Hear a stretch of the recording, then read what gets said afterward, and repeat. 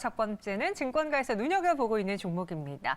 YG경제연구소 차영주 소장과 함께할게요. 어서 오세요. 안녕하십니까? 네, 안녕하십니까? 사실 저는 무슨 월드컵 같지도 않아라고 했다가 어제 새벽 4시까지 제가 축구를 보다 자느라 그래요? 이게 또 확실히 다가오니까 보게 되더라고요. 예. 오늘 다행히 시장은 좀 코스닥이 힘차게 달려주고 있는데 오늘 장 간단하게 어떻게 보고 계신지요? 일단 뭐 미국 시장 놓고 본다라면 끝까지 이 차트가 우상향하는 모습으로 끝났죠. 저는 아침에 이제 제가 문득 개인적으로 든 생각인데 일단은 지금 뭐 사우디가 이겼다면서요? 맞아요. 사우디가 저는 원래 뭐 관심이 없습니다만 사우디가 이겼다라는 이벤트 거기에 이제 미국 주식이 올랐다라는 거 보니까 갑자기 히딩크 감독이 생각나는 거예요.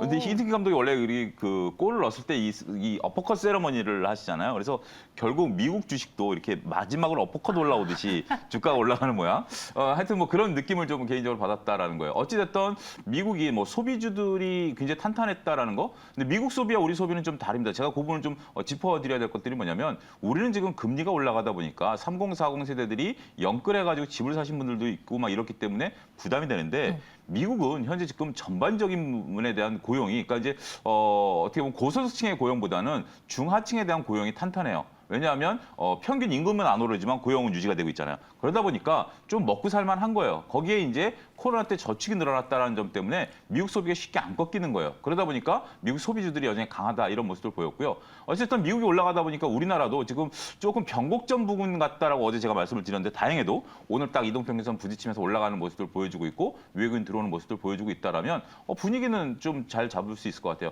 그동안 우리가 이제 2,500까지 찍고 그동안 어떻게 보면 건강한 조정이었다고 봐야 되겠죠. 여기서 오늘 이렇게 플러스 유지하고 내일도 플러스 유지하면 다시 한번 2,500을 향해서 갈 빌미를 이제 발판을 좀 마련했다라는 측면에 있어서는 좀 긍정적으로 봐야 되지 않을까 싶습니다. 네, 그 발판을 이 종목도 마련할 수 있을지 오늘 첫 번째 리포트 삼성전기 보겠습니다. 하이투자증권의 리포트고요. 악재 둔감해진다라는 제목의 리포트예요. 사실 삼성전기 하면은 MLCC에 대한 수요 재고 저희가 이것들도 꼭 계속 체크를 해봤고 전반적인 IT 시장이 위축되면 삼성전기의 경우에는 당연히 안 좋을 수밖에 없잖아요. 근데 이게 악재가 반영된 수준이라고요? 예, 그렇습니다. 그러니까 이제 여러분들 오늘 이 리포트를 통해서 그 현재 지금 애널리스트의 생각과 여러분들의 생각을 서로 좀 정리하는 그런 과정이 필요하지 않을까 싶습니다. 삼성전기 많은 분들이 뭐 들고 계시던 안 들고 계시던 뭐 우리가 삼성전기에 관심을 갖듯이 관심을 갖는 종목이다라고 생각이 되고요. 일단은 현재 지금 내년도에는 영업이익이 올해 대비해서는 좀 역성장할 것이다라고 예상을 하고 있어요. 이거는 뭐 공히 어떠한 IT 기업이든지 다 예상을 하는 부분들인데 그렇다면 이 애널리스트는 이제 밸류로 접근을 했습니다. 지금 선행 PBR이 1.1배까지 낮아져 있다라는 건데 우리가 역사적으로 현재 지금 바닥 구간에서 1.2배 정도였으니까 바닥에 온 거 아니냐 이런 논리예요. 그렇기 때문에 전반적으로 내년도에 이제 그 역성장에 대한 것들 반영한 주가가 현재 주가가 아니겠는가. 그래서 만약에 여기서 호재가 좀 나오게 된다라면 뭔가 트리거를 찾아갈 수 있지 않겠는가 그렇게 보고 있다라는 거죠. 일단은 어느 정도는 반영됐다라는 의견. 여기에 대해서 이제 여러분들이 고민을 해보셔야 돼요. 역사적으로 봤을 때 PBR이 바닥권에 와 있기 때문에 지금 수준은 바닥이다라는 논리를 받아들이실 건지 아니면 조금 더 추가 하락을 염두에 둬야 될지 이거는 여러분들이 판단하셔야 돼요. 어찌됐든 애널리스트는 과거 수치 대비해서는 바닥권에 다 온 것 같다라고 얘기를 하고 있다는 점에 주목을 하셔야 되고 또 한 가지 PBR이라는 것은 바닥을 확인하는 지표지 상승을 의미하는 것은 아니죠. 상승을 의미하는 것은 PR이다라는 것도 구분하셔야 될 필요가 있지 않을까 말씀드릴 수가 있겠습니다. 네, 저희 시청자분 중에 로즈님이 MLCC 대장인데 삼성전기 왜 이래?라고 했어요. 근데 삼성전기가 이럴 정도로 다른 여타 MLCC 관련주들도 부진한 주가 흐름을 특히 올해도 보였습니다. 이 바닥을 확인할 수 있다라는 그런 시그널이라던가 뭐 중국 방역 정책으로 인해서 이 시장이 좀 바뀔 수 있다던가 우리가 향후에 중요 포인트로 볼 만한 건 무엇이 있을까요? 지금 현재 여기서는 이제 기회 요인과 잠재 요인 이제 두 가지로 나눴는데 근데 저는 이제 볼 때는 엄밀하게 이게 과연 이렇게 나눌 수 있을지 모르겠어요. 하여튼 일단 살펴보죠. 일단 MLCC 같은 경우 외형 증감률이 4분기와 내년 초에 바닥을 좀 지날 것으로 전망이 된다라는 거죠. 많은 전문가분들께서 소위 이제 IT 쪽들이 내년 하반기쯤 되면 성장하지 않겠는가라는 의견들을 여전히 유지하고 계신 것 같아요. 최근에 모건 스탠리 같은 경우도 이제 그런 의견들을 냈고 우리나라에서 이제 반도체 사이클이라든지 IT 사이클 얘기하시는 분들도 내년 중반 이후부터는 상승할 것 같지 않는가라는 건데 이 애널리스트 그렇게 본 것 같아요. 내년 1분기에 바닥을 확인할 과정으로 보여지고 있고 그다음에 이제 중국의 방역 정책이 완화되는 시점 이게 이제 경기 하강 국면과 맞물리면서 상승 모멘텀을 갖지 않겠는가. 전체적으로 봤을 때 MLCC 매출의 50%, 카메라 매출의 30%가 중국향이기 때문에 이 부분이 살아나지 않는 한 살아나기 어렵다라는 거죠.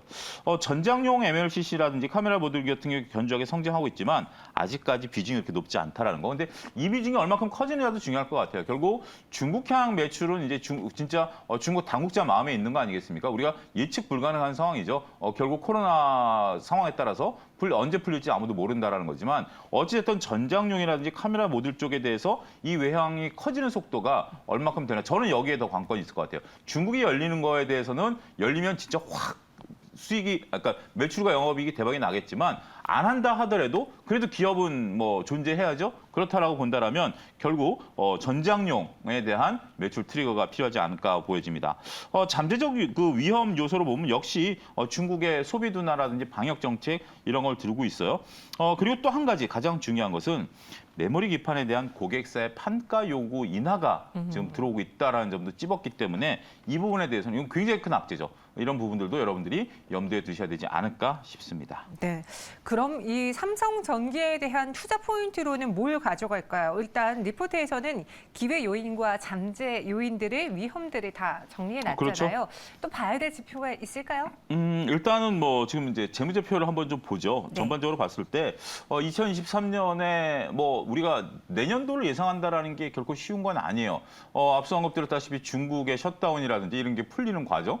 지금 이제 계획적으로 봤을 때는 홍콩 먼저 열어주고 내년 하반기 때부터는 이제 본토를 열어주겠다라는 건데 결국 이것도 뭐 코로나 확진자 수에 따라서 달라지지 않겠습니까? 최근에 확진자 수가 급증하고 있다라는 거 이게 어떻게 보면 고비를 한번 찍고 내려와야 되는데 중국은 그런 경우가 없었던 것 같아요. 우리도 한때 고비를 찍고 내려왔잖아요. 네. 그러면서 이제 어떻게 보면 그냥 자연스럽게 방역이 된 건데 그 과정을 조금 빠르게 나타내야 된다고 보죠. 자, 근데 전반적으로 봤을 때 우리가 이제 요 점은 염두에 두셔야 돼요. 지금 자 오른쪽에 제일 오른쪽 끝에 있는 게 24년 예상치고 고전이 23년이에요. 그러면 2022년에서 2024년까지 과정을 보면 매출액은 그냥 동일하게 진행이 되고요.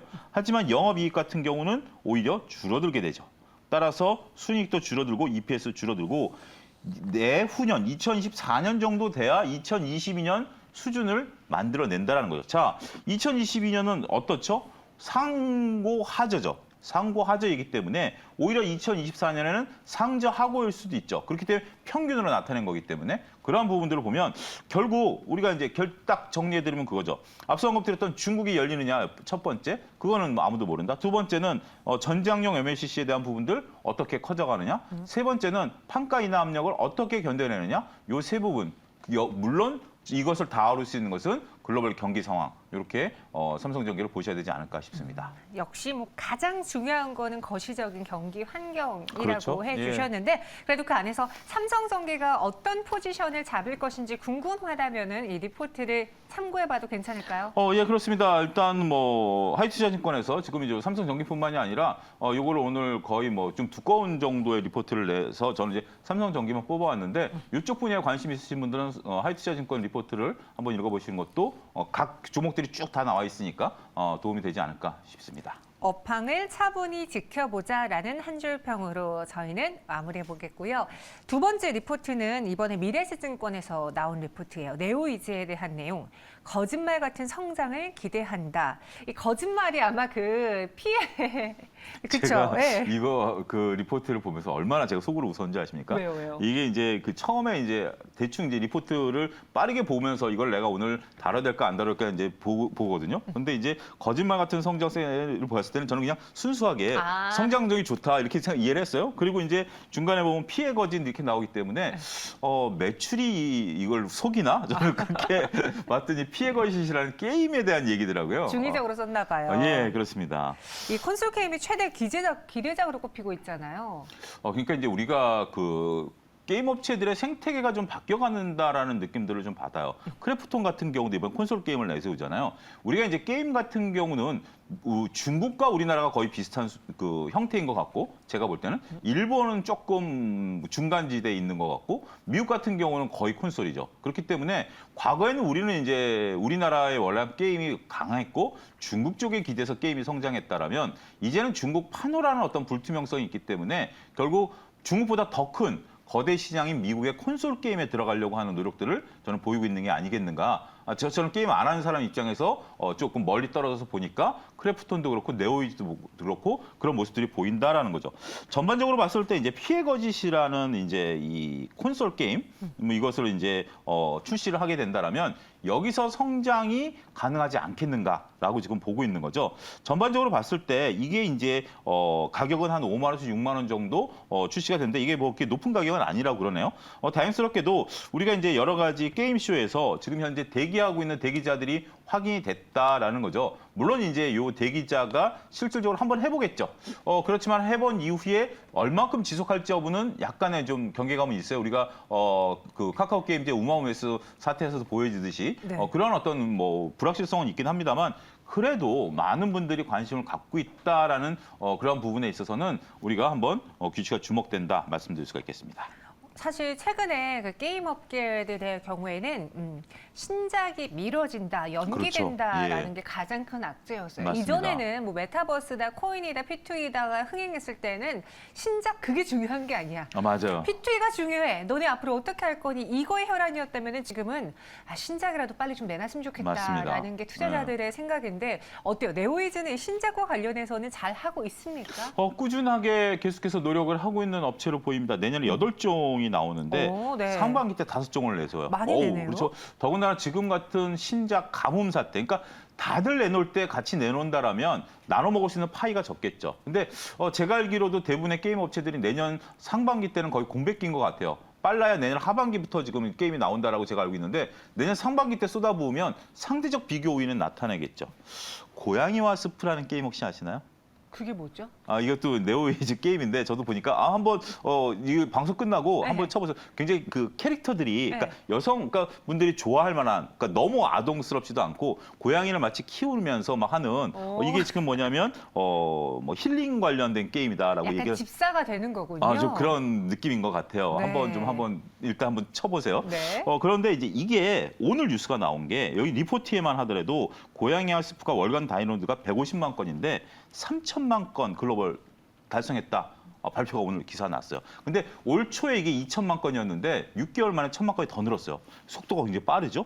이 IP에다가 신작을 얻는다라는 겁니다. 그렇다 보니까 판매 루트라든지 이런 면에 있어서 상당히 좀 공격적으로 나간다라고 보고, 어찌됐든 자, 전체 매출이 내년도에 한 2,400억 정도 되는데 앞서 언급드렸던 피해 거짓이 약 1,000억 정도, 절반 정도 할 것으로 보고, 나머지 신작 게임은 플러스 알파가 되지 않을까, 그렇게 좀 보고 있는 상황이다 말씀드릴 수가 있겠습니다. 저희 제작진이 아는데 고양이한테 지시를 내려서 스프를 만들어서 파는 게임이래요. 그래요? 네. 예. 고양이한테 지시를 내려서 스프를 만들어서 재밌을 파는 것 같은데요? 게임. 약간 옛날에 제가 붕어빵 타이쿤의 고수였거든요. 붕어빵 뒤집는 거. 그러니까 그런 게임인 것 같아요. 약간 힐링하면서도 잔잔하면서도 누군가를 죽이지 않아도 되고. 그렇죠. 뭐 네. 괜히 뭐 이렇게 막 험악하고 막 뭐 좀비 나오고 이런 것들이 아니라 그냥 편안하게 볼 잔잔하게. 수 있는 그런 것 같네요.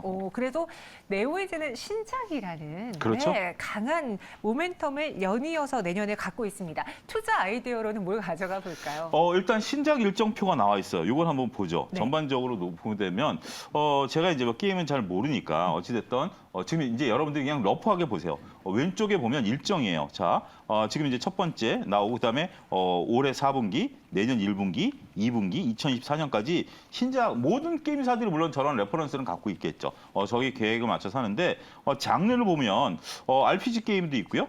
그다음에 뭐 여기서 보면 이제 비주얼 노벨, 수집형, 그다음에 뭐 퍼즐, 뭐 여러 가지 이제 이런 그 모습들을 나오면서, 플랫폼 같은 경우도 모바일, PC, 콘솔 이런 것들 다 만들어낸다라고 보면 정말 어떻게 보면 조금 이런 표현이 속된 표현이면 긍정적인 잡탕 네. 이런 거죠. 여러 가지를 다 아울 수 있다는 거. 부정적인 게 아니라 그런 부분들을 좀 말씀드릴 수가 있겠고 마지막으로 이 페이지에 나와 있는 실적 전망치를 한번 보죠. 실적 전망치를 한번 보게 된다면 지금 전반적으로 제가 이제 뭐 이 리포트들 게임 쪽, 모바일 쪽은 이제 조금 진행한 것 같아요.